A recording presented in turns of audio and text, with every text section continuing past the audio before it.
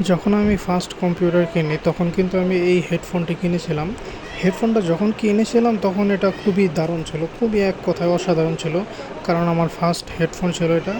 এটার তখন যে সাউন্ড কোয়ালিটি, মানে যখন কিনে নিয়ে আসার পরে তাৎক্ষণিক যখন আমি এটার ভিতরে গান শুনি, মিউজিক শুনি, আমার কাছে এটা অসাধারণ একটা পারফরমেন্স দিয়েছে।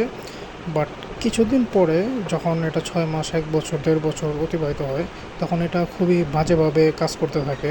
এটার যে এই সাউন্ড ভলিউম আপ এবং ডাউন, সেই জিনিসটা খুবই নষ্ট হয়ে যায়।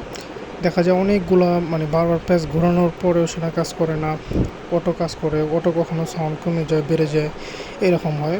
আবার কোনো ভিডিওতে সাউন্ড কম থাকলে সেটাকে বাড়িয়ে দেয়, কম থাকলে সেটাকে আরও কমিয়ে দেয়, এরকম মানে উলটপালট কাজ করতে থাকে। এটা একদমই খুবই বাজে। আমি প্রথমে যেরকম মনে করছিলাম সেরকম একদমই না। বাজে হওয়ার একটা কারণ হচ্ছে, আসলে আপনি যদি ভালো জিনিস কিনতে চান তাহলে আপনাকে অবশ্যই দাম দিয়ে প্রোডাক্ট কিনতে হবে, তাহলে আপনি ভালো জিনিস পেতে পারেন।